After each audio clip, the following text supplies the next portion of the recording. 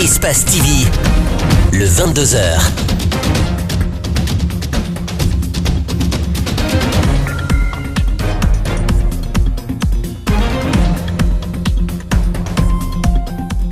Il est 22h à Conakry. Bonsoir à tous. À la une de ce journal, les acteurs sociopolitiques de Guinée déterminés à empêcher la destitution du président de la Cour constitutionnelle.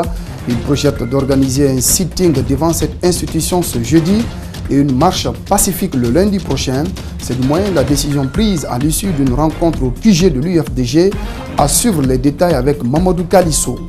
Et puis nous irons à Fria où là-bas, en plus d'offrir de l'emploi à la population, l'usine d'alumine serait à la base de la souffrance de certains villages et districts qui longent les carrières de l'unité industrielle. Reportage à suivre avec Malik Sandiana Kamara. Enfin en France, une commune de la Normandie fait le pari d'une cantine 100% bio dans les assiettes des enfants sans faire payer les parents plus cher. Voilà pour le sommaire. Merci de nous rejoindre au compte de cette grande édition de la soirée. Depuis quelques semaines, la crise à la Cour constitutionnelle focalise l'actualité. Des acteurs politiques en passant par la société civile ou encore des hommes de droit, tous dénoncent et condamnent la tentative de destitution du président Khalifa Sall par des conseillers frondeurs. Ces acteurs ne comptent pas s'arrêter là. Ils projettent d'organiser un sitting devant cette institution ce jeudi et une marche pacifique le lundi prochain. La décision a été prise à la suite d'une rencontre tenue ce mardi au quartier général de l'UFDG. Compte rendu Mamadou Kalisso, Ibrahima Souma. L'opposition républicaine, activistes de la société civile et syndicalistes ont pris part à cette rencontre. À l'unanimité, ils décident d'organiser une campagne de sensibilisation ce mercredi dans les quartiers de Conakry. Ceci pour permettre aux citoyens de comprendre leur démarche républicaine. Jeudi matin, un sitting est prévu devant la Cour constitutionnelle. Ce sitting sera une grande mobilisation, pas comme le précédent sitting, dans la mesure que toutes les dispositions pratiques ont été prises par les syndicats, par les partis politiques, par nous, organisateurs au niveau du balai citoyen, afin de drainer toute une marée humaine au niveau de Kaloum. Et ça, les points de départ dans les 5 communes, un travail de terrain sera fait et dès 6 heures, tout le peuple souverain de Guinée va se diriger vers la Cour constitutionnelle afin d'instruire l'ordre constitutionnel qui a été en partie au fait dénaturé par ces 7 putschistes. Le chef de file de l'opposition guinéenne déplore l'entêtement des conseillers dans leur démarche anticonstitutionnelle. Celle d'Alain Diallo accuse le chef de l'État d'être derrière cette crise. Nous soupçonnons M. Alpha Condé d'être derrière cette démarche. Parce qu'il s'est arrangé, en violant la loi, à envoyer à la Cour suprême des militants zélés de son parti et entrent pleinement à sa dévotion. Des gens qui ne remplissent même pas le critère d'âge défini dans les lois. Donc ces gens-là, naturellement, ils sont venus pour l'aider à se débarrasser de Khalifa Sall, qui a déjà déclaré être hostile au tripatouillage de notre Constitution pour l'ouverture à la possibilité d'un 3e mandat. Le président de l'UFDG appelle les Guinéens épris de paix et de justice à se mobiliser pour empêcher ce qu'il qualifie de coup d'État constitutionnel. Et puis en marge de cette rencontre, le président du bloc libéral a félicité le greffier en chef de la Cour constitutionnelle qui se désolidarise des autres conseillers. Selon Dr Faya Milimono, il faut se battre maintenant pour destituer les 7 conseillers. On l'écoute au micro de Mamadou Kalisso. C'est bien de savoir qu'à la Cour constitutionnelle, il n'y a pas que Khalifa qui se bat. Parce que si les autres activistes, les 7, ont encore un peu de dignité, ils devaient arrêter le débat à ce niveau-là. Parce qu'aucun acte de la Cour constitutionnelle ne peut être valide sans la participation du greffier en chef. Ça, c'est la première chose. La deuxième, c'est que la lettre de Ndaye nous enseigne, c'est que clairement, nous sommes dans une situation de violation de leur serment par les 7 activistes qui sont à la Cour constitutionnelle, qui ont signé cette pétition et qui sont en train de tenter de destituer, n'est-ce pas, Kelefa.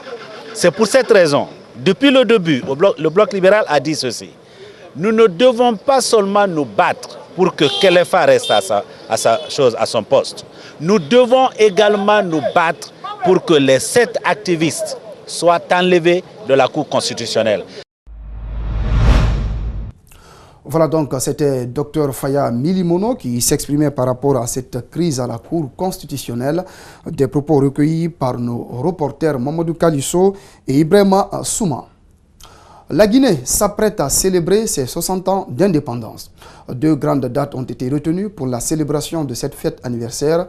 La Commission nationale d'organisation, chapeautée par les ministres du gouvernement, a annoncé des activités culturelles à Conakry, mais aussi à l'intérieur du pays. 5 chefs d'État africains sont attendus dans la capitale guinéenne, a annoncé le ministre de l'administration du territoire et de la décentralisation, le général Bourema Condé. C'était à la faveur d'un point de presse tenu ce lundi à Conakry. Compte rendu, Mohamed Damarou Kamara, Amara Alexis. La commémoration des 60 ans d'indépendance de la Guinée est un rendez-vous exceptionnel, a indiqué le président de la Commission nationale d'organisation. Elle vise avant tout, poursuit-il, à renforcer la cohésion nationale et pas seulement. Il s'agit de sublimer la date du 2 octobre. C'est ensuite, comme objectif recherché, créer une synergie d'action pour favoriser le développement socio-économique et culturel du pays. Ces 60 ans d'anniversaire vont être célébrés en 2 dates et avec des activités culturelles aux 4 coins du pays. Pour la ville de Conakry, où se dérouleront les manifestations au stade du 28 septembre, déjà la veille du 2 octobre, donc la nuit du 1er octobre, de 20h à 0h, il y aura un carnaval géant de spectacles sur des plateformes mobiles, imageant les indices identifiants des 4 régions naturelles. Et nous serons donc le 2 octobre.